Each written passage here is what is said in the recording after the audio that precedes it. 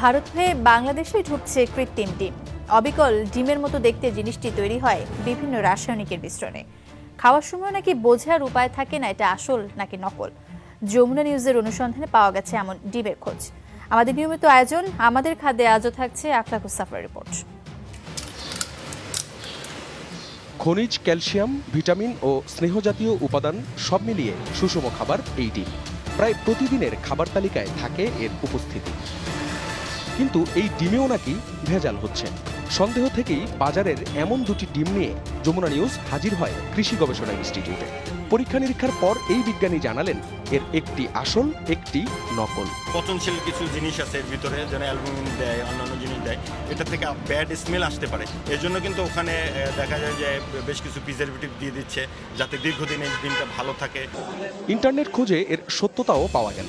সরাসরি calcium chloride ও colouring die দিয়ে তৈরি হয় গাঢ় হলুদ রঙের কুসুম, তার উপর পাতলা স্বচ্ছ রাসায়নিকের আবরণ। এরপর আরও কিছু রাসায়নিকের মিশ্রণে তৈরি হচ্ছে ডিমের সাদা অংশটি। ডিমের মধ্যে যে একটা আবরণ থাকে, এই আবরণটাও থাকে এবং তারপরে ক্যালসিয়াম কার্বনেট থেকে এই উপরের এই আস্তরণটা দেওয়া হয়, তারপরে উপরে কালার করা হয়। ইভেন এমন করা হয় যে রং করে যে ওর সাথে মুরগির যে মাঝে মধ্যে রক্ত লেগে থাকে বা ময়লা লেগে থাকে, সেটাও আসলে ওরা ইম্পোর্ট করে দেয় আর্টিফিশিয়ালি। এটা নিশ্চয়ই শরীরের জন্য ক্ষতিকর।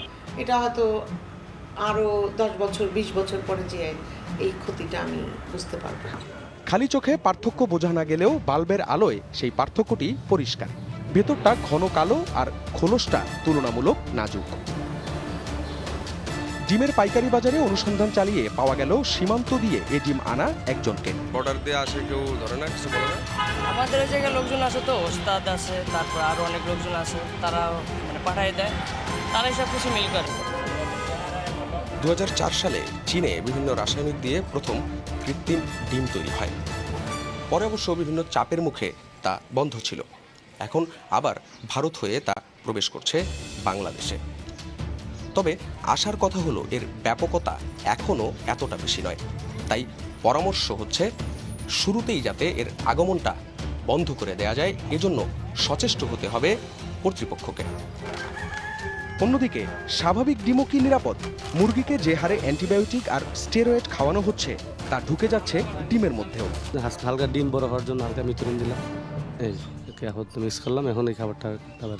মন্ত্রণালয়ের যারা আছে এগুলোকে মনিটরিং করার জন্য তাদের দেখা, এবং এই ধরনের অ্যান্টিবায়োটিক যারা বিক্রি করছে তাদের সেখানেও একটা নিয়ন্ত্রণ রাখা। আখলাকুস সাফা, যমুনা নিউজ, ঢাকা।